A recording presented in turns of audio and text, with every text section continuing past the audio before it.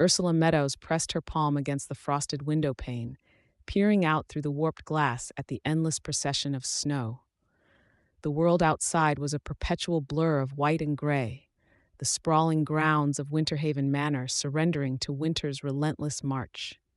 The house, her solitary refuge, stood proud and lonesome atop the hill, its black gables stenciled against the cloudy sky. It had been 1 week since Ursula retreated here after her sister's funeral. "You'll freeze up there all alone," her neighbor had warned, but Ursula welcomed the cold. Silence, after all, was easier than condolences, emptiness simpler than the platitudes of distant relatives. Besides, the manor needed attention. Shutters groaned in the wind, pipes rattled, rooms waited beneath dust-thick sheets. She moved through the echoing corridors, her heavy knit shawl hugging bony shoulders, the tip of her cane tapping alongside uneven footsteps. Boards protested beneath her weight, but otherwise, only a grandfather clock in the front hall dared break the hush. Ursula's daily ritual was punctuated by small tasks: a mug of tea in the parlor by noon, a fire stoked in the library by 4, a quiet inventory by candlelight in the attic after supper. The routine kept the emptiness at bay. That morning, the kitchen felt colder than usual. She shrugged deeper into her shawl, frowning at the window, where fresh snow had crept in under the sash, settling in welcome drifts on the tiled floor. Ursula set about sweeping the powder away, but paused when her foot struck something, a faintly gleaming object half buried in snow. A tarnished brass key, its bow carved in the likeness of a weeping willow. Ursula froze. She had never seen this key before, not in her decades at Winterhaven. She knelt, the old ache in her knees flaring, and examined it. Something about the key unsettled her, an old, inward ache she did not wish to name, but her curiosity won. Wiping away frost, she slipped the key into her apron pocket. That afternoon, as she moved through the West Wing, a part of Winterhaven shuttered for years, she felt the key pressing against her leg, heavier than it had any right to be. Dusk gathered in the corners of the long hallway, settling with the dust. At the hall's end stood a door Ursula barely remembered, locked since her childhood. Its handle bore the same willow motif. With a sigh, she drew out the key and, heart hammering, fit it to the lock. The key slid home with a dreadful ease, catching only once before turning, and the door swung inward with a sigh of hinges unused. Beyond it yawned a darkness more profound than any Ursula had known. The air reeked of cold and ancient decay. Clutching her candle, she stepped past the threshold, determined to finally claim all corners of her ancestral home, to rid herself of old superstitions, to lay ghosts to rest, and a distant scraping like something dragging across stone rose up from the blackness. Ursula's fingers tightened around the candlestick, knuckles blooming white. Each breath she took seemed to draw Winterhaven's chill further into her bones. The scraping ceased, leaving an uncanny stillness behind. The candle's light quivered, illuminating shapes glimpsed and transformed by shadow.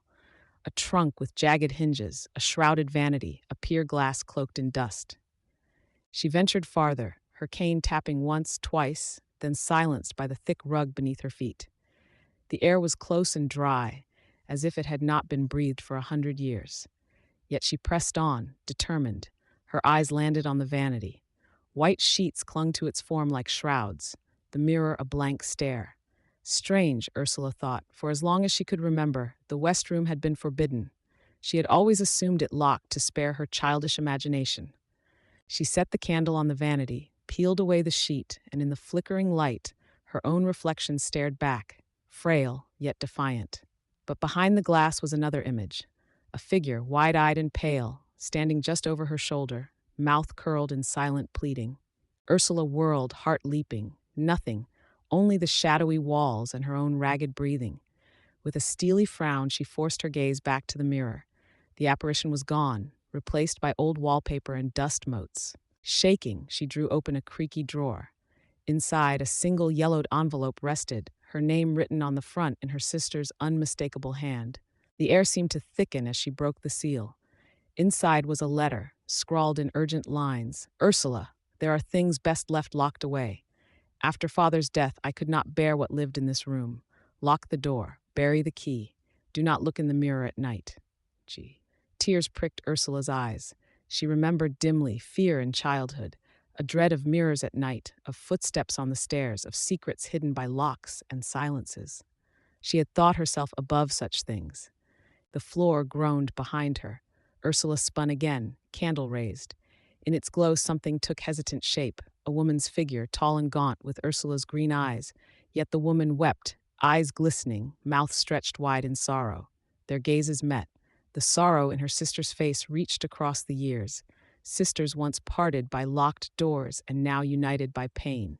The apparition lifted a trembling hand, pointing not at Ursula, but at the vanity drawer, where the letter lay. The meaning was clear, woven into the silence between worlds. Forgiveness, for leaving Winterhaven's wounds to fester, and a plea to close the door once more. Steadying herself, Ursula returned the letter to the drawer, replaced the yellowing sheet, and pressed the brass key into her palm. She retreated from the west room, each backward step lightening the weight pressing down on her heart. Out in the corridor, she drew the door closed and turned the key until the lock clacked home.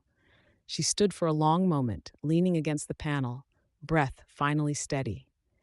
Beyond the door, the silence shifted into something softer, a calm acceptance, as if the old house itself were exhaling after too many years of holding its breath. That night, Ursula burned the key and let the ashes drift into the hearth's blaze. Winterhaven's wind still howled and snow still drifted in the moonlight, but the fears that had haunted the West Wing were finally put to rest.